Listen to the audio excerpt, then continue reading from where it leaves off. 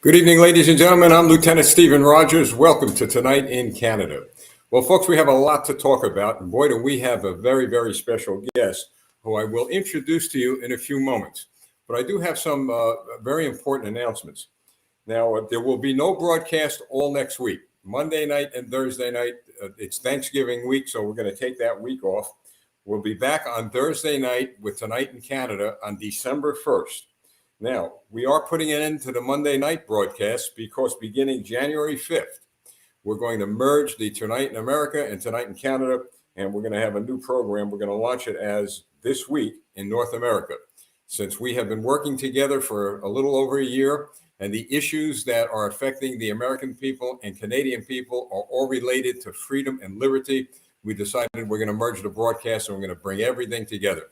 And like we said in the opening, or like what was said in the opening, what you just read, no one is going to be left behind.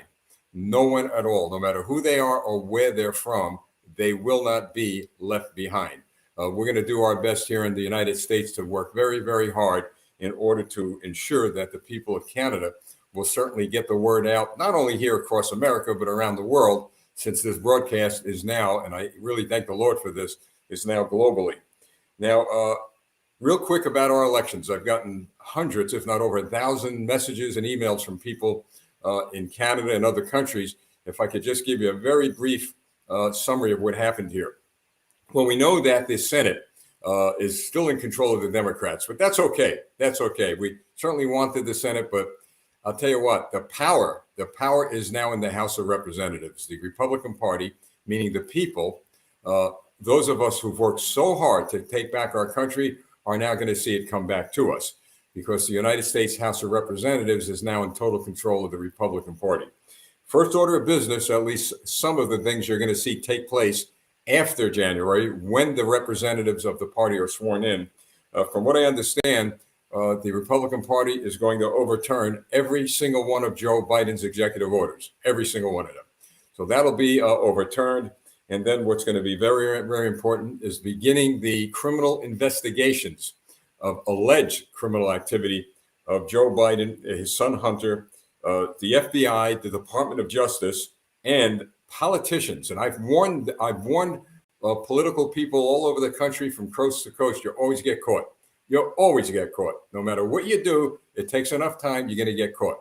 And so my message again to the members of Parliament in Canada, especially, if you have done anything unethical or illegal under the Trudeau administration, you are going to get caught. You are going to go to jail. You are going to be prosecuted. And just see and watch what happens over a period of time across this country on how many people are going to be subpoenaed, how many people are going to be questioned about their activity regarding some of the alleged illegal activity, especially illegal activity that may have involved President Xi's communist Chinese government, Ukraine, by the way, and some other countries. And of course, the fall of this entire financial network set up by this so-called crypto dollar or whatever it was is going to bring a lot of people down. We haven't have this confirmed yet, but we believe millions and millions of those dollars went into the Democrat Party. And that means it went into the pockets of a lot of Democrats. And those people are going to be feeling the wrath of justice. So again, my message to those in the Canadian Parliament or any government whatsoever that's not under the control of the Communist Party, because what they do is if they find you being corrupt, they just simply execute you. But we live in a civil society where you could be caught, you're going to be going to jail, maybe a plea bargain. You guys out there in the Canadian Parliament and gals, if you're involved in anything that's wrong, even in our Congress, anybody involved in anything criminally, you might want to think about getting a lawyer now and maybe plea bargaining. Because believe me, the fact of the matter is we've had it up to here in this country, and now we're in control. Nothing is going to change that. We, the people, are in control. So this should be a great, great encouragement to those of you who are fighting the good fight of faith, just like our guest is, for freedom and liberty in your country. We're going to have Alan Nicholson on a little later after we speak with our guest. He'll be giving us an update on the Hague trials that hopefully will be coming up sooner rather than later. All right, folks, we're going to get to our guest, Serena Freedombear. Boy, I'll tell you, do I love that name. And here we go. Serena, how are you? I'm good. How are you? I love the name. My wife loves the name. And we find out that thousands of people in Canada and now across America love that name. So, Oh, uh, thank you. very wonderful. Serena, I read about your background, your history. To me, it's fascinating. In fact, I've told people I'm going to have an extraordinary guest on, and I say that because I mean it. But for the sake of the audience who don't know you, could you give us a little bit about your background, your history, where you brought up your nation, and how you got into the fight for freedom and liberty? It's all yours. Absolutely. So, as you said, my name is Serena Winterburn, but I go by Freedombear online and on the various platforms I use. That name was born early this summer, or sorry, early this year, this winter, when I began more publicly speaking. But my traditional name is Maskwa Ipimoti Maskiki Maskinau, and that means the bear that walks the medicine trail. I am from Treaty 8 territory in Alberta, Canada, and I am Mihu, which means I'm Cree. That's the nation I belong to. I'm from the Sucker Creek First Nation. That's the name of the reserve that my family belongs to. Now, it's an interesting history because about five grandfathers back from my matriarchal lineage, my grandfather, his name was Mustus, and he was an orator of the people. So at the time, we didn't have chiefs and councils. That wasn't our tradition. That wasn't our way. That's part of the system that came in and that was imposed and adopted. So before that, we had headsmen. And what was happening at that time, this would have been the mid to late 1800s. My grandfather, my chapan, was he was an orator of the people. And what that means is he was standing and fighting for the rights of our Cree people and trying to negotiate with the Canadian government at the time and the Crown in having our rights and land and a place for our people to go. So at that time, he was actually one of the negotiators of the treaty, as well as his brother, Chief Kinuseo. And so they became the first chiefs of the two reserves of those plots of land that were negotiated. It's interesting because, as I said, this was five grandmothers back. This was through my matriarchal lineage, or sorry, five grandfathers back. And at that time, he was known. I actually ended up reading in the Edmonton Bulletin from the late 1800s a newspaper article that was written about him. And it said he was known to be an orator of the people. And indeed, he is that. And I didn't come across that until this summer after I had already began speaking publicly and stepping out. This isn't something that I had planned. People ask me what my aspirations are. I have no personal aspirations in speaking out. For me, I felt that it was my obligation and my responsibility. Just like in our culture, we feel that any decision we make, it's made with the consideration of the next 7 generations that come. So any decision, anything we negotiate, anything we bring into place, those are our traditional values that it's meant to be done, taking the next 7 generations into consideration. And as well, when you are an orator of the people, when you are meant to step forward and represent the people, you are meant to be just that. You are meant to be a representation of their voice, not your own personal aspirations, not your own personal motivations and your ego. You are meant to be a representative. And I believe that this goes beyond my culture. And this is actually what democracy is meant to be built upon, that you are being voices of and representing the people. And so I began stepping out at the beginning of this year. I mean, I was always bringing awareness and posing questions to have people think about what was going on, and that is my nature. However, when the Canadian government declared that we were racist and misogynists, I needed to step forward because traditionally I have been initiated as a matriarch. And what that means is I use traditional teachings, the medicine wheel, to support women in ceremony and healing. And this is the work I done before I came to the freedom path, as I call it. And so for me, understanding and speaking to what was going on and recognizing what was happening in the mass manipulation using the media and the health authorities, I could see this very clearly. But when we got labeled as a racist movement, and a misogynistic movement, I felt a personal responsibility that I needed to step forward out of my comfort zone. And so I didn't go down to Ottawa at the time. I'm on Vancouver Island in British Columbia. But what I did do is I went down to our capital here, and I went down to the legislative grounds, and there many were gathering. And I started live streaming it for my friends and my family so that they could see for themselves with their own eyes what was happening, not just what the media was portraying. And it was at that time I began narrating what was happening and speaking to it on the live stream, and that got the attention and the focus of others. They said I needed to have a platform, and they wanted to hear my voice, and so they started inviting me to speak in front of the microphone.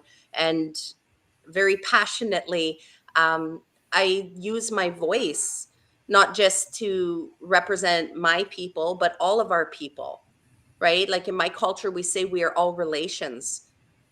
And that means something. To me, words mean something. They're not just ideologies or fancy things that we say because we always said them. It's what is the meaning? What is the purpose? And so when I see this taking place, I was very quickly able to draw correlations between our history of what took place to us traditional people, to my ancestors, and seeing very clear correlations and helping others to by educating them of what took place in our Canadian history with Indigenous people, First Nations people. Serena, you bring up a good point. Let's talk about this point. By the way, Mhm. very courageous, and I'm listening, and I'm saying, I read something this morning, because believe me, there are times where I look to heaven and say, what am I doing here? Where am I going? But I read something this morning in the scriptures that uh, pretty much say that God created us for this time. He created you for this time. If not you, who? And if not now, when? I hear you. But here's something I like to talk to you about, the education part of it. Arnold Sherman, you might hear the name down the road. He is a vice president here at Campaign for America. Mm. And he did some studies on the Native Americans. And he had put me onto a book called The Trail of Tears. Mm. And I read it, and I've got to tell you, the tears did swell up in my eyes. I was just angry, really upset, shocked over what this government did in the early days to the Native Americans. And so, as you're talking to me, believe me, I can never tell you I know how you feel. I certainly, I'm not you. I've never been in that position. But as you were talking, my mind was flashing back to what I was reading. And my question to you is this. Uh, is there a chance, and you probably have begun this right now, and this is where we're going to try to help you along the way. In fact, my wife and I were at a Native American event over the summer, and we're speaking to many, many Native Americans. And we're thinking of this, and I'm going to ask you to weigh in on this. Education. Do you think that we really need to educate young people? Because there's our future. You said something very profound a few minutes ago. I haven't heard this from anybody. And it should come out of the mouths of a lot of politicians, where your words have impact on 7 generations or many generations. Can you get those words in your school systems at an early age? We're going to try doing it here. Yeah. And if you're going to do it there, maybe we can help you. You know what? I would like to say, actually, I don't know if you know this or not. I actually ran a campaign just this past fall. I ran for school board trustee because I specifically wanted to speak on behalf of our children. And it was actually during that time that, again, I want to reference my chapan, my great grandfather Mustus. And it was in that article that I came across, and I had already began campaigning and had already put out my platform. And one of the things he was quoted asking was, these teachers you mean to bring in, what do they mean to impose upon our children? And I remember that touched me in a very profound way, because just the day before I had put up a post where I was asking, as I was campaigning as a potential school board trustee, asking the question, what are we imposing upon the children within our school systems? We've seen what has been imposed throughout our history, but yet we continue the same ideologies. We've just shape shifted it, and now we're imposing in other ways on other groups of people. How do we continue the same behavior and expect a different result? And so I absolutely believe that these are words that all politicians can live by, that all of our cultures and our varying people, no matter how diverse we are in our backgrounds, whenever we make a decision, thinking of those next generations and how this may impact them potentially. Because I see us using and adopting the same ideologies, but we're doing it in a way where we think that, oh, now we're being champions of the little guys. And now we're going to raise them up and we're going to help them, but we're just going to do it in the same way we've done it before, but we're going to do it to different groups of people and expect different results. Are And that you, to me is mind blowing, that we would expect different results doing the same behavior. were you able to get any educational program in the school district? So I was not elected. However, I did not make it in, but I was able to bring these difficult conversations out into the open and in areas where they were not happening previously. When we were looking at the type of curriculum we're bringing in, very similar topics I'm seeing discussed in the US as well, as to what types of education is being implemented and curriculum and ideologies imposed in the school system. And so I was able to bring these conversations and bring them from a different perspective, because it's not as easy to label me as a white nationalist or anti-transgender or against the LGBTQ+2 community and things like that when I'm questioning things, because we're very well aware of this narrative, of this tactic, if you will, that in championing the little guys, the equity deserving minority groups, that we are imposing upon other groups. And I know that's a highly controversial topic, but this is one of the topics that I got to bring out into the open and make these conversations take place. Beyond the conversations, I have an idea for you, right? A couple of things. I was actually, before I was elected to the city council here, I was elected to a school board. And I was fascinated that the last thing on earth the school board was interested in was education. so I hear you. But there were individuals just like you who came to the school board and they had great ideas.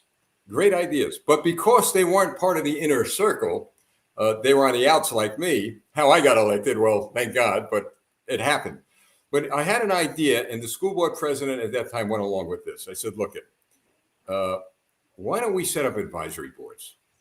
And on those advisory boards, we have a representative, a very single person coming before us that wants to get involved.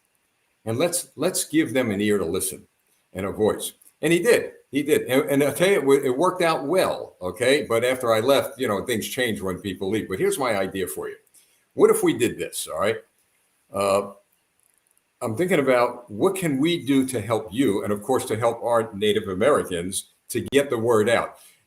We've seen here at Campaign for America, because of the Canadian Freedom Convoy, where all this started, a tremendous growth because we've been able to educate people, inform people of what is going on. What if we did this? Now think about it before you answer, okay? What if we set up a Zoom type meeting, and in that Zoom meeting, we have a classroom. And we invite people to come with their children, if they would like, to listen to you and to hear you tell or teach, to give some instruction on what has occurred over the years with your nation. And I'd invite Native Americans also, people that would want to learn, because I've on the campaign trail over these past 2 years, we've been campaigning for our country. I noticed that there is a hunger and thirst for some spiritual truth. People won't talk about it, but I've noticed it. And by us interacting right now, I'm thinking, you know what? We could slay the beast. We could conquer that mountain. If they're not going to do it, then we'll do it. And so think about that. We have, like I said, we have and I give all glory to God, believe me. We've been able to reach millions. I'm not going to lead you to believe there's 10 million people watching, but because people are sharing around the world, we've had profound impact on people that never heard. Look, until my friend Arnold put me onto the Trail of Tears, I never knew anything about the history of the Native Americans, because we weren't taught about them in school. You know what we taught about them? Thanksgiving Day, when the Pilgrims came over and had turkey with them. But we didn't realize or know the truth of how that happened. But I thank God that, you know, some at least temporary peace was made. But we need people, especially young people, to learn about what you're talking to us tonight. We think of that idea. I love that idea. And I'd like to take this opportunity to just kind of briefly touch on some of the things that I do talk about, if that's okay. Please do so, yes. So one of the things I do is I bring up our history as Indigenous people and what the timeline has shown. So one of the first things that took place, and this is well documented, is that there was the slaughtering of the buffalo. And this was a means of cutting off the food source. And so when we see the food source interrupted, what it does is then you have the opportunity to bring in government programming. And when you have reliance on government programming, you can force compliance. And so then what we saw was the corralling of people onto residential or the reserve lands. And so then they're cut off in these reserve lands. We had here in Canada Indian agents. So what that meant was that you needed to be issued a pass by the Indian agent in order to leave the reserve. So if you were going to hunt, fish, get medicine, shop, work, anything like that, you needed a pass to be able to be granted. And there is documentation of John A. Macdonald saying our Indian agents are doing everything they can to ensure the starvation of the people, because they knew this was a tactic that could be utilized to ensure compliance of the people. Because when you're reliant on the government programs, you're compliant, especially when it comes to something like the basic necessity of eating. Then we saw where they took the children and they brought them into residential schools. Now, if families intervened and tried to stop this from happening, the RCMP came and the family could be arrested. And they were told then that the Indian agents would either arrest them and lock them up, or their food rations would be cut off if they didn't hand over their Now, children. when did this happen, Serena? This was all through the 1800s, the late 1800s, and all through the early 1900s. And now this is what we know as well. If you look at Nazi Germany and you look at the gymnasiums, okay, this is where they took the children in Nazi Germany and they put them in the gymnasiums because they understood that this was a way of indoctrinating the children, conditioning the children to the government education and programming. This was adopted here in Canada as well during the time of the war. This was happening actively. The last residential school in Canada closed in 1996. 1996. Okay. And so I'm bringing this up because what I share when I share this is that this is something that happened to Indigenous people, not just here in Canada. This happened all across the Americas. This happened in Australia and New Zealand as well. All right. There are correlations between history. It's not enough to know history. We need to understand history. We need to understand the psychological tactics and the means that things were used and implemented and why. So I bring this up because you brought this up earlier, and I thought he's touching on something really important here.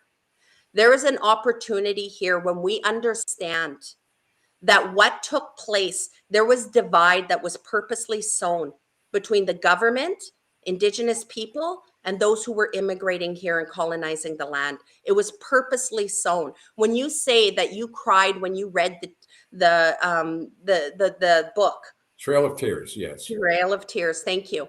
It's the same reaction that my own husband, who's not First Nations, also had when we were sitting here and they were uncovering the unmarked graves at the residential schools of children who never made it home. And when this history was opened up, the same history that I grew up on, my husband was angry. He was angry. He said, "How did we not know this was happening?" And I pointed out to him, it's not about shame and guilt. It's about recognizing that that divide was purposely there, no different than how we see the media used today. These are not new tactics. This type of divide was utilized previously in history over and over and over because we know divide works. When you divide people, you disempower them. And so I absolutely believe that this is a time that I was born for, as many of us who are speaking. My journey has perfectly prepared me to carry what I'm carrying and speak to what I'm speaking right now, just as yours has and others have. Right? We're awake to this for a reason. And I attribute this to, you say God, I say Creator, working through me and guiding my words. guiding my knowledge and the experiences that come my way and that what I get to speak to. And this is an opportunity for all of our nations to heal and to have unity and come together and to be able to stand for these things that we see taking place today, to speak out against this corruption, not only in our schools, but in our governments and our societies. Because we now understand, and we should be able to very clearly see that these divided, corrupted, manipulated narratives are put there on purpose, no different than we're seeing between the libs and the Dems, right? The Democrats and the Republicans, and the conservatives and the liberals, and it's between the whites and the blacks and the First Nations and the Christians and the atheists, and it's divide, divide, divide. You've said that several times, and I'm thinking, boy, you're nailing something here. Keep us divided, we're not going to move, right? We're not going to progress. Right. And then you said, well, it was here in North America that a lot of this was going on. I'm thinking almost prophetic, because of our idea of putting both broadcasts together as This Week in North America.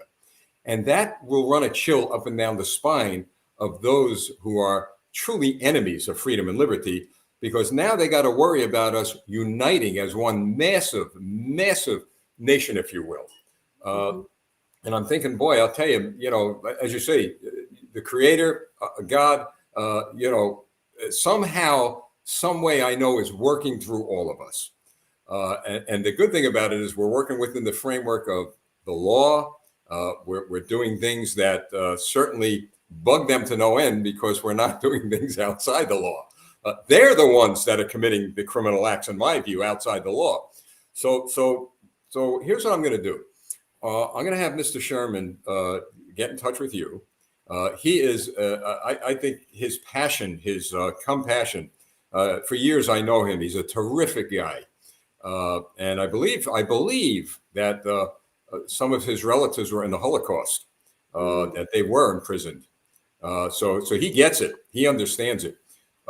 But his love of the indigenous people, of the Native Americans, and now I'm sure of what you're talking about. I'm going to ask him to get in touch with you. And why don't we do that? Why don't we talk about setting up an educational program specifically for this? And in 2023, that'll be one of our missions here at Campaign for America, okay? Because that's what we pray every day. Lord, use us to help anybody. But what you're touching upon is very, very important, because this is our history, your history, our history. And it's a history that's really been neglected.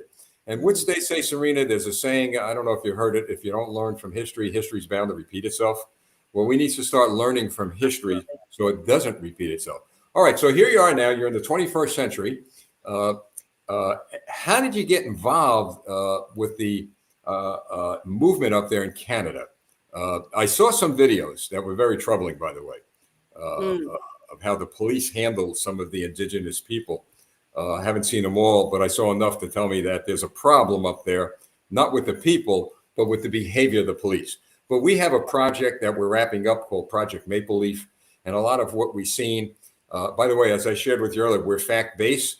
Anybody who, any congressional representative, for example, who reads what we have in that project, it's not our opinion. It's conclusion based on what they're going to see, you see? And testimony that we've gotten, and hopefully that'll help us move along. But how did you get involved to the extent that you are? Because the extent that you are involved are really opening eyes. Like I said, I didn't have any personal aspirations in this. I just began speaking out. I saw lies in the media and heard them from my government, and so I just needed to be on the ground and be there. I had this conviction, if you will, that I needed to be there to share the truth. And so while I was there and live streaming, others just took notice of my voice and told me I needed to have a platform. I didn't know what that meant. And so I thought, I guess that means I open a Facebook page, and that's how the Freedom Bear was born. And then very quickly began inviting me to speak in Victoria and up and down the island. I started doing live streams, such as reading The Great Reset as a book club, and I live streamed it on my Freedom Bear page on Facebook. I began making content just about information that was coming out and what was happening, and sharing it with others. And then just in that, others started taking notice of my voice and reaching out to me and sharing my voice. And as I said, I have no personal aspirations. And I said, I will do this so long as I am guided and told that this is what I need to be doing. And so where am I going with this? I'm just going to keep carrying truth and spreading truth and being the truth and bringing awareness and in whatever way that is guided and unfolds before me. And so one of the other things I'm working on right now is also a food initiative where I'm supporting farmers across Canada in opening up their land and helping others to work towards food sovereignty because of what we see taking place with agriculture. And so I'm educating myself also further on UNDRIP, which is, I'm sure you're well aware of UNDRIP, the No, United I'm Nations. not. This is the first time hearing it. Oh, really? Yeah. Okay. Okay. So that's the United Nations Declaration of Rights for Indigenous People. And right now, that's something that's extremely controversial up here in Canada. And I was just talking about that. For me, what I take special notice of is psychology. And so the psychological tactics that are used with things. And so one of the things was when this was voted upon to bring it in by the United Nations, there were only 4 nations that opposed it. Canada, the United States, New Zealand, and Australia, which are all colonial countries, right? And based on colonization. And so I thought to myself, wow, isn't that amazing that it would be those 4? And I'm sure I remember when this took place because there was a ripple through my Indigenous community where everyone was outraged that our government would not be standing for Indigenous rights. And so it played on the emotions of historically our oppressor and the government, not the discourse, playing on the discourse that historically was there between the government and Indigenous people. And so when Canada did sign on, which is last year, and all 4 have now signed on, but when they signed on last year, it sowed this narrative like the United Nations are to be trusted. The United Nations have our voices and our best interest at heart. And now our government is finally hearing us and listening to us. And so from that lens and that perspective, right now UNDRIP is under a lot of scrutiny by both Indigenous and non-Indigenous people, especially within the freedom movement, because they see this as an opportunity that this is about returning the lands to the Indigenous people and giving them the right to govern over the resources and the land and make decisions over that, among many other things. However, this is seen as something that potentially can be a transfer of land to the United Nations. And so I am further exploring this and educating myself deeper on this and listening to many people who are much more educated on the topic. But I just wanted to bring those different topics up around food sovereignty, UNDRIP, and some of these other things that are really important at this time, especially in the movement towards freedom. Well, I know Mr. Sherman's watching right now, and Arnold, you know what we're going to do, right? We're going to check on this UNGRIP, and we're going to get some information. And, Serena, what I'm going to do, by the way, one question for you. Have you interacted with any Native Americans here? In the United States? Yeah.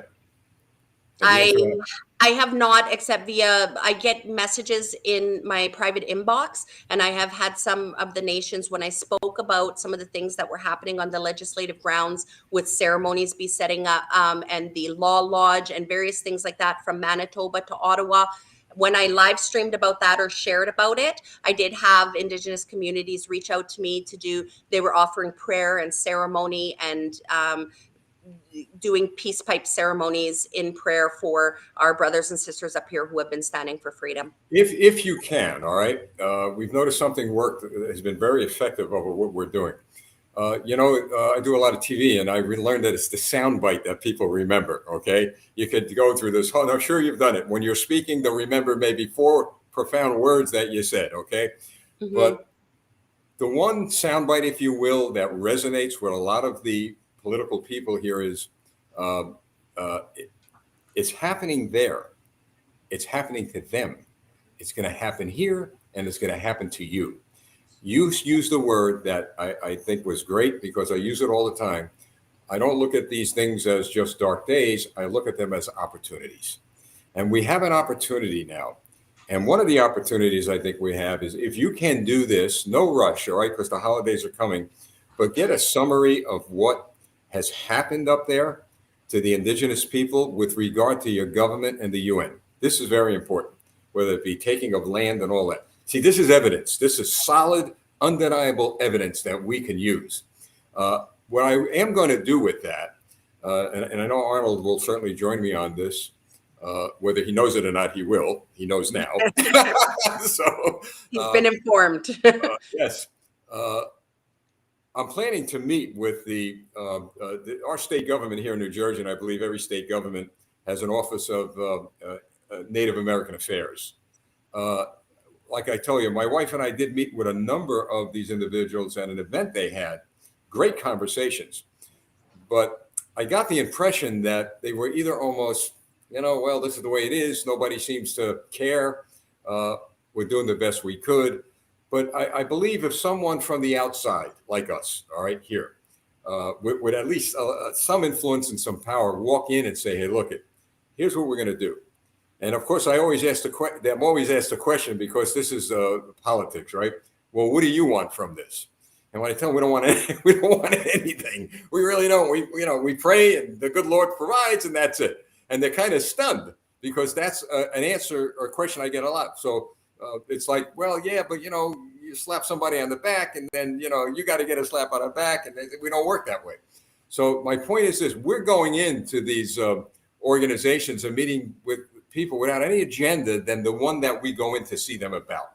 So if you could, at one point, like I said, I'll ask Arnold to get in touch with you, and I'm sure he will. And then if we could just get a summary, maybe bullets of things that have been going on there. And therein lies what we call the few people in your country who, by the way, behind the scenes and they're watching, and I'm not going to mention their names unless I would got permission to do it. They have done a tremendous amount of work in your country, to get truthful, accurate, credible information to us. And so if you can do that, we're gonna go beyond, and we'll keep you informed. But we want to do that to help you. So we want to do that part. We want the educational program set up in 2023. And I'll tell you what, we were born for this time. And everybody watching, you were born for this. Absolutely. time. What can the people do for you? What can your citizens do for you? Well, one of the things right now is that I just want to say this, and I hope, again, this understanding it's received well. I hope it will be received well, and in the spirit that it's being shared, is that in our communities, we are seeing a lot of people up here, we use the term, that are asleep. And a lot of people will ask me about our Indigenous communities. And one of the things I need to tell them is that many of our communities are still asleep as well, from our chiefs and our councils and the nations and even our media. And so one of the things that myself and some of us other Indigenous freedom fighters, freedom advocates are doing is we're starting to connect, and with the intention that we can come together and come to our different communities across Canada, our Indigenous communities, and be able to share alternative narratives about what is going on, because they get most of their news from the mainstream media. And I know that that's an issue down in the States that you understand. I don't need to speak too much to that, but being able to help them see historically what has happened and how it's what we see being repeated today in different ways, but yet still the same actions. So that is something that we're wanting to do. And if there's any support in helping us to be able to bring this together and figure out how to do that, or even just bringing knowledge and awareness around this, but that is what we want to do, is bring us different Indigenous freedom advocates together so that we can bring our voices together, instead of being a few here speckled across the country, going together and moving through all the communities and different nations and on the reserves, and being able to speak about what's going on and help awaken more of our people. Well, let's make it easy for them, okay? I'll tell you what we've done here with the clergy here and a lot of political leaders. Hard to get people out to go somewhere. So we're going to come to them, okay? And here's what I think we can do. If you could maybe begin with, Arnold and I would be more than happy. I know I'm speaking for Arnold because I know his passion for this. Why don't we set up a Zoom meeting? We have the technology now with some of the chiefs that you've talked about, even if there's two or three, one, it doesn't matter because it takes one, right? Uh, and share with them that you're not alone, number one. Number two, we're well aware now of what is happening because what is happening to you is now happening to us. You see how this connection is made? And so we need to come together and to work with each other. And then we develop a plan. And that plan is like you say, knowledge, education. And I think if they hear it from people outside their nation, and they say, gee, look what's going on here. This thing is spreading wide, and we are coming together to fight for the freedom and liberty that is ours. Maybe it'll help. Maybe it'll help you. So what I'm actually advocating now is the idea that we talked about with the education for the children and the people. Why don't we set up a meeting, with some of the chiefs? I'll certainly reach out to some of the leaders here, okay, through the Bureau of Indigenous People or whatever they call it in the state, but we could certainly do. What do you think of that? I mean, I kind of think of like a corporation meeting, We're all sitting down. I think it's tremendous. I think that's absolutely beautiful. We have a few different organizations that I think would also benefit from being a part of this, whether it be the Métis Association, the Council of Chiefs. These are all the organizations that had been consulted in regards to the Emergency Act being brought in, and many of them were in favor of the Emergency Act being brought in as well. Many of our First Nations, actually all of our First Nations across Canada, were the very first ones to lock down before it was ever mandated in any province or across Canada. So I think that this is some education and an opportunity for us to share and have dialogue in a reputable way. Absolutely. And this is exciting. I'm excited. I tell you, I'm excited. I've been excited every time we got involved with this concept of Campaign for America. And by the way, people ask me, well, how did you, decide to broadcast live stream? That's my wife's idea. She said, you're all over the place on, Fox News or whatever. Why don't we just do a live stream? And you know what? Like you say, and I'm sure we could agree from above, these ideas come. And as we say, the spirit moves us, and it's our job to be obedient. Obviously, you have been. So I want people who are watching to know that they're part of this, that you all, through your prayers and just being there to talk about this at the dinner table, etc. So why don't we do that? So we've got three things going on, right? Okay. Absolutely. We've got a lot in the works. Yeah, we got a lot done in this 45 minutes. First of all, what we'll do is let's talk about the summary that we would like to have, the impact that these government regulations have had on your nation. That's very important. Secondly, put together a historical brief or educational, instructional thing. I'll tell you what we'll do. You see, my mind is starting to really go here. We have a newsletter we send out every quarter. Thousands of people get this. Boy, we can put a section in that newsletter, an instructional lesson on the history of what you and I have talked about, of the history of the Indigenous people. We can do that. And what we do is we'll put a little bit of actually, we put a picture and then we put a link to where they could go right to our website, or even yours. We could put your website on there and they could learn, okay? So we can do that, the Zoom meeting to educate people. That's like a classroom, all right?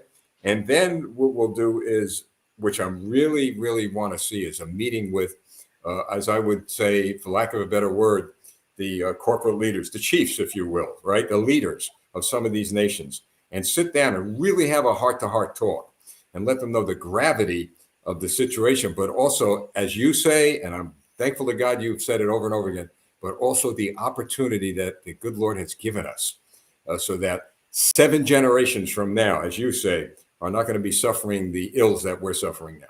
How about that? Absolutely. And one of the things I say is as well that, people ask, what are you hoping to accomplish? And what is the outcome? And you know what I say? We're building a foundation. We're building a foundation right now that all the next generations will build upon. That's what we're doing when we're making decisions and bringing things in and speaking truths that the next generations will also carry forward. So, You know, and I Serena, think what a beautiful time to build it it together. is. And you know what's exciting? I take a walk. I do a lot of thinking, and sometimes, and I'm sure you do too. I look up at the sky. I look up at God's creation, and I said to myself one day, what we're doing now, millions of unborn children right now that aren't even born yet are going to benefit from what we're doing. And then the torch will be passed to them to fight the good fight. But they're going to look back at history and they're going to read about people like you and others, many millions, thousands of people that receive not only our broadcast, but many, many broadcasts like ours. And they're going to look back and say, well, if they could do it in their time, we could do it in our time. How do you like it? Absolutely. Any last words to our viewers? Listen, in 2023, we're going to have you back on. Okay. Beautiful. You have that commitment to me, and we'll have a progress report. Meanwhile, we'll get Arnold hooked up and talking to you about these things. So any last words to our viewers? Because Alan Nicholson right now is preparing to come on the air to give us an update on the Hague thing. Actually, that was my signal to him to start. Yes. Ready. Well, hello to Alan, but I would like to also say thank you to you and thank you to everybody, all the viewers out there, because one of the things people need to remember is like, I'm just somebody who is in the crowd. I'm just somebody like each and every one of you. We're just people whom recognize and see what's going on, whose journey has perfectly prepared us. And we all hold a piece of the puzzle. We all have our own piece of the puzzle that we carry. And when we come together, those pieces need to fit together seamlessly. And that's up to you and I to do the work so that we can carry what we're meant to carry. Because as Steve said it, if not us, then who? And if not now, then when? So thank you for having me. Thank you for inviting my voice here. And thank you for this beautiful opportunity. And I look forward to the next time and whatever this might bring and however it may move forward. Thank you. Well, as we enter this holiday season, you have been a blessing, a true blessing to us. Thank you so much. God Thank bless you. you, and we'll see you soon. Thank you. All right. Bye-bye. Wow, folks, what an absolute blessing. And I'm going to tell you something. Our Bible says that a person who humbles themselves will be blessed. And boy, what a wonderful, humble, loving human being who's been so good. And I'm just grateful. So Alan is going to come on. I see him on the hidden screen. We're going to break for a commercial, folks. And then we're going to be back with Alan Nicholson.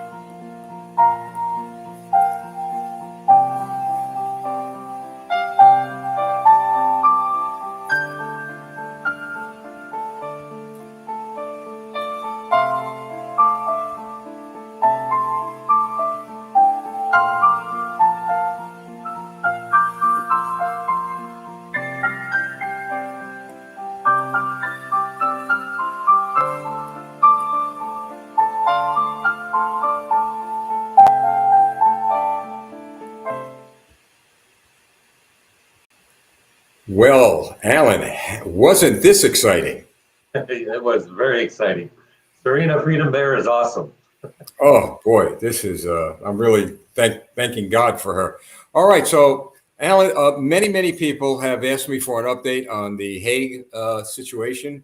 If you could give us an update, appreciate it. Okay, so an update on the Hague is it's going very well. We're almost finished our addendum that we're going to be sending out shortly. Well, and excuse me for 1 minute for the new viewers, because we're growing in numbers with viewers. Can you give us a little background, maybe give them an idea of what the Hague is? I will do that. So just so everyone knows, CRW Quebec is Canadian Rights Watch Quebec, which is now part of the Hague Inquiry. We are associated with Canadian Rights Watch in Canada. And so the Hague Inquiry is an ongoing inquiry that started back in May, where we sent an inquiry to the Hague in the Netherlands, the ICC, the International Criminal Court. We got an acknowledgement of receipt. I've said this so many times that now I'm forgetting some of it. So Oh, that's fine. I do that all well, the we'll time. get there. So we got the acknowledgement of receipt at the end of May. And what it is the inquiry is all about the crimes against humanity and genocide towards the Indigenous people, the Canadian people, and the elderly in the nursing homes. That's what the Hague inquiry is all about. Now, it was written up in such a way where it was done on behalf of we the people of Canada. So we the people of Canada, if you could go to the CanadianRightsWatch.com website, you could sign your request to have the inquiry open, because we do have a case file. But because it was done on behalf of we the people of Canada, they want Canadians to stand up for their flag and request the inquiry. So you could sign that in a digital format. There's also a PDF format that you could print out and go get signatures for those who don't have computers or whatnot. And I think I think you did well. You got that info out there. But you are progressing, correct? We are progressing, yes. Yes, we have. Good. So I also have some good news. Like I said, CRW Quebec, which is Canadian Rights Watch for the province of Quebec, is myself, my wife Carol, and my two boys. There's also 40 people in the background who have created the Hague Inquiry that are part of the CRW Quebec. But we will also be joining American Rights Watch, which is now open as of last week. So we're getting involved with that one as well. So I think that you and I were going to be speaking quite often because we're going to be doing mostly what we're doing here, we're going to be doing over there in the US as well. So, excellent. And what CRW does, Canadian Rights Watch, is they are a great group of professionals who are helping the needy. They have a wellness department. They have lawyers. So anybody who is in need of anything, you could join Canadian Rights Watch, and you'll have all this available to you. So, you have a website yet for Canadian Rights Watch? Yes, it's CanadianRightsWatch.com. All right, if you could do me this favor. Yes. I'm the guy that asks a lot of people to do favors. That's fine. Because it helps. Soon, I hope soon, but the holidays are coming, but we're going to get our quarterly newsletter out. And I want to include that in our newsletter for both Canadian Rights Watch and American Rights Watch. So if you could just like 3 or 4 lines so we could put it in and then put the link, okay? Because I'm sure thousands of people maybe want to see what's going on here, you know? Yes. And what you're doing. So can you do that? Yes, I'll do that. And also, like I said, the CanadianRightsWatch.com website also has the Hague Inquiry on there. So whatever, you could take a few minutes and look over the web page, the website, and you'll see everything that they have to offer. And it's for the people. So that's the reason why the group called the Hague Inquiry has joined with Canadian Rights Watch, because they're doing a lot for the people. Isn't this exciting? And for us. For us. Yeah, it's exciting to see this whole thing grow. I mean, I remember when we just started, addressing these problems, and boy, it's just growing and growing. Yes. And it's growing to a point where we're really beginning to see impact. Don't you think? We're really beginning to have impact Yes. to a point. I'll be a little, folks, I like to have a little laugh for a moment. Growing to a point that the world saw President Xi slap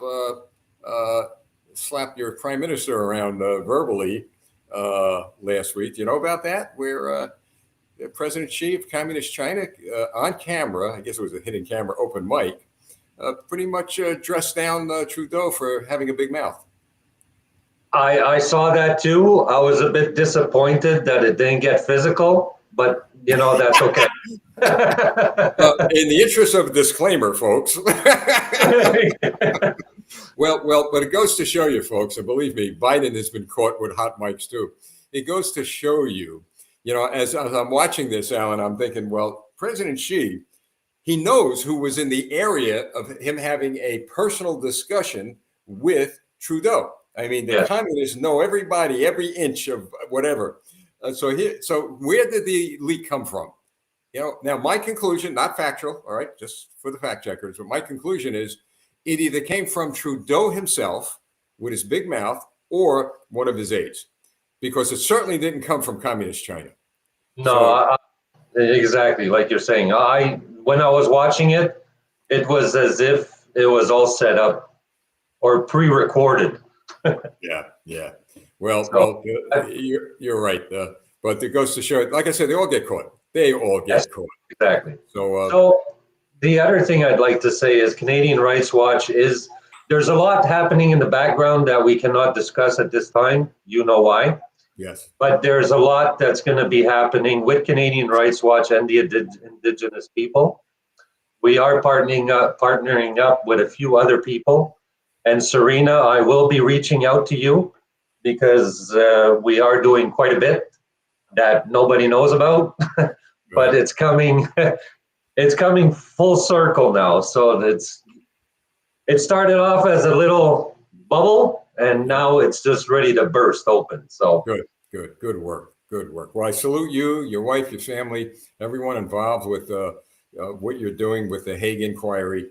And listen, we've always believed, and I know you and your family believes, with the power of prayer and asking for the guidance of the Holy Spirit. We go down some roads. We have some bumps. We had a big bump here when we lost the Senate, but boy, did that turn around real quick.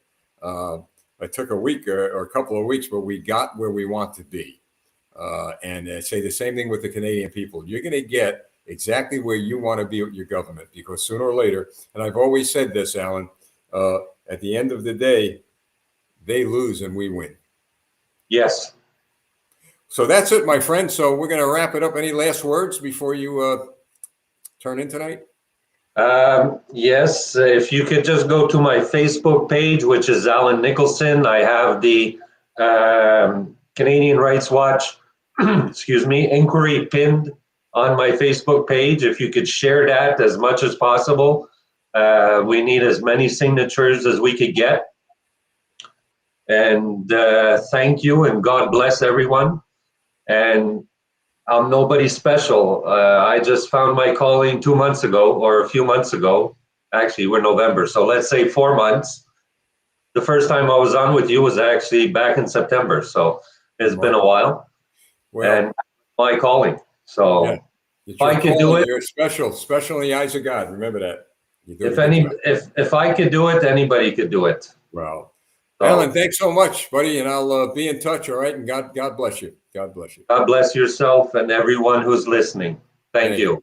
Folks, stand by a minute. Again, Alan and his wife and family have been working very, very hard. I'll tell you, folks, this has become a 24-hour day, 7-day-a-week task. But boy, is it worth it. Is it worth it when you see the investment, whether it be in time or money or prayer, the investment we're making today. Some of us, years from now, we're not going to be around forever, okay? But we're going to be able to, at least before we leave this earth and enter the gates of heaven, we're going to be able to hear the words from the King, Jesus Christ. Well done, thou good and faithful servant. Boy, wouldn't that be great? You talk about let freedom ring. Boy, those words really let freedom ring. So, folks, as we move on, as we close up, I'm going to ask you once again, as you see the progress and where we're headed, I'm going to ask you to think about providing us with some help. I don't like to do this. I really don't. I don't like asking people to contribute their hard-earned dollars, but it's a cause, it's an investment in freedom and liberty. So take care of your families, buy your food, pay your taxes, buy the gifts for your children and family first. And if there's anything left over, please consider us. Now, as I've shared, and people have responded, and believe me, I thank you so, so very much. We're taking major credit cards.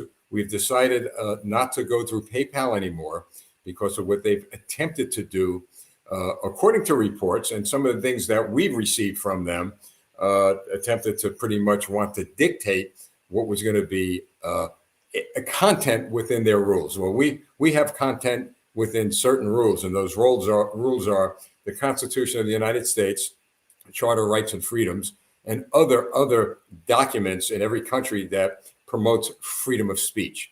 So that's why we can do what we're doing. We don't take money from major organizations that would put, as my wife says, a collar on us. And when they say jump, we are free of all that. Same thing with politicians. Yes, we've had politicians say, look, I'll like your cause. I'll give you a contribution. No, we don't want it from you. Why? We want to protect our credibility, our integrity. Doesn't mean they're bad people. It just means that we want to make sure that we're going to be able to do everything we have committed to do with God's grace and his help. And God is helping us through touching the hearts of people like you who are going to say, you know what? I'm going to jump on this cause, and I'm going to do, no matter how big or how small, you'll be part of history. So there it is, folks. To donate, there's our website. You can mail a check, and like I said, we take credit cards. So if you could do that, that would be terrific. This has been exciting, an exciting night.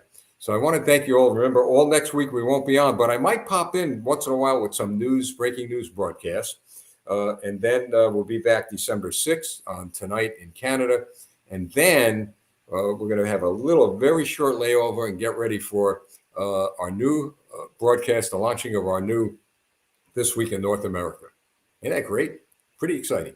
Folks, I just want to wish you all a very, very, very happy Thanksgiving as we move forward. It's a time of reflection, a time to get around the table and pray as a family. And as Serena said, it is a time for us to think about where our countries were, what our governments did.